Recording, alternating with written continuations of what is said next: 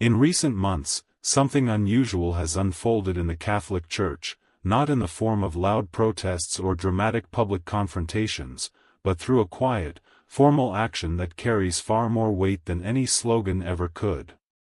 It began in the Diocese of Charlotte, in North Carolina, a place that until now would have seemed far removed from the center of global ecclesial tensions. Yet what happened there has forced a question that reaches well beyond one American diocese and into the heart of how the Church governs itself. The story centers on Bishop Michael Martin and a series of liturgical decisions he implemented over the past year. He was already known for taking a firm approach to liturgical regulation.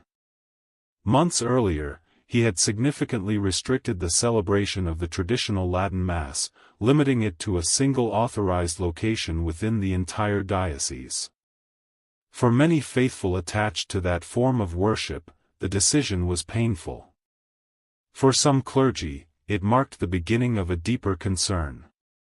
It was seen not simply as a pastoral adjustment, but as a tightening of control over established liturgical practices. That earlier restriction created tension, but it did not yet spark what would follow. The more serious rupture came when the bishop introduced additional norms concerning the distribution of Holy Communion and other traditional practices within the Massachusetts. These measures touched on matters such as receiving communion while kneeling and the use of altar rails or kneelers, elements that, while not universally practiced everywhere today, have never been formally abolished by the Church's universal law. In some contexts, they are explicitly protected. If you haven't subscribed, click on the subscribe button so you don't miss out on future videos like this, because what you're about to hear is not just news, it's a wake-up call for every heart that still believes truth should burn brighter than silence. Now grab your rosary, quiet your spirit, and let your heart listen, not just with ears, but with faith. To Bishop Martin, these directives were an exercise of his authority as diocesan bishop. Bishops, after all, have real power in governing the liturgical life of their diocese. Yet to a significant number of his priests, the new norms appeared to go beyond what universal liturgical law allows a bishop to regulate. The issue was not whether the bishop had authority. The issue was whether he had exceeded its limits. What happened next was unprecedented in recent memory.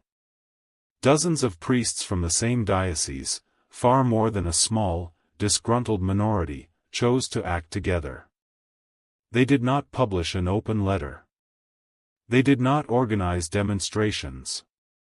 They did not take to the media to air grievances. Instead, they turned to one of the most technical and restrained tools available within canon law. They submitted dubia to Rome. A dubium is not an accusation. It is not a protest. It is a formal question posed to the competent authority, seeking clarification on points of law or doctrine. It is impersonal by design. It presumes obedience. It asks, rather than declares. By choosing this path, the priests signaled that they were not rejecting episcopal authority. They were asking whether it had been exercised correctly. The core question they raised is disarmingly simple: can a diocesan bishop forbid what the universal law of the Church permits? The priests were not arguing ideology. They were not defending a faction. They were asking for a legal clarification. If universal law allows a communicant to receive communion while kneeling, can a local bishop prohibit that posture entirely? If certain traditional practices have never been abolished, can they be effectively eliminated by diocesan policy? The clarity of the question is what makes it so serious. It does not revolve around taste or preference. It concerns the structure of authority within the Church. If a bishop can restrict practices that universal law protects, then the practical scope of episcopal power is broader than many have assumed. If he cannot, then there are enforceable limits that must be respected. The matter is not purely theoretical. There is also a pastoral dimension that complicates the situation. Some of the contested norms, if applied rigidly, could affect elderly or disabled faithful. For someone with limited mobility, kneeling without support is not simply a devotional choice but a physical challenge, sometimes an impossible one. The question arises, where does the strict application of liturgical discipline end, and where does pastoral charity begin? And can a local regulation unintentionally hinder the concrete practice of that charity? Once the dubia were sent, the situation moved beyond Charlotte. Under current procedures governing the Roman Curia, formal requests of this kind cannot simply be ignored. They must at least be acknowledged. The dicastery for legislative texts, the office responsible for interpreting canon law, is tasked with examining such questions. Its response, whenever it comes, will carry weight. In the background stands Pope Leo. While he has not spoken publicly about this case, it is difficult to imagine that he is unaware of it. When a significant portion of a diocesan presbyterate formally appeals to Rome over a sensitive liturgical matter, the information does not remain confined to a single office. The question is not whether the Pope knows, but how and when Rome will choose to respond. Every possible outcome carries consequences. If Rome openly supports Bishop Martin, it will send a clear message that a bishop's authority extends to restricting practices even when they are permitted by universal law. Such a decision would strengthen episcopal autonomy but could also leave clergy and faithful with limited avenues for recourse. It would reinforce the principle that local authority has wide discretion in shaping liturgical life. If Rome rules in favor of the priests, even partially, a different precedent would be established. It would signal that there are enforceable limits to episcopal regulation, especially in matters governed by universal norms. Other dioceses facing similar tensions might follow the same path, submitting their own dubia when conflicts arise. What began in North Carolina could become a model for addressing liturgical disputes elsewhere. There is also the possibility of a narrower response. Rome could issue a technical clarification limited strictly to the facts of this case, avoiding broad statements of principle. It could acknowledge the concerns, interpret the relevant canons carefully, and leave much of the practical application to local discretion. Such an approach might calm immediate tensions, but it would also leave many underlying questions unresolved. Whatever the outcome, this episode must be understood against a wider backdrop. The Catholic Church has endured decades marked by scandal, doctrinal debates, pastoral experimentation, and internal polarization. Trust between clergy, faithful, and hierarchy has been strained. In many places, formal obedience coexists with quiet unease. The priests of Charlotte did not act in a vacuum.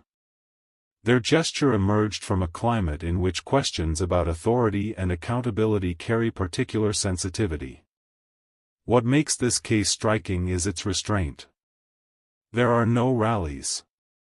No slogans. No public denunciations. Just a carefully drafted canonical request. Yet behind that technical act lies a deeper tension. Who ultimately determines the shape of the liturgy? How far does a bishop's authority extend? Where do universal norms set binding limits? The liturgy is not a peripheral matter. It is the ordinary setting in which the Church's faith is lived and expressed.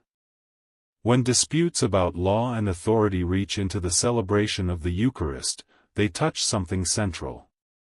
That is why conflicts over liturgical practice so often reveal deeper fractures. They expose underlying disagreements about governance, tradition, and the balance of power.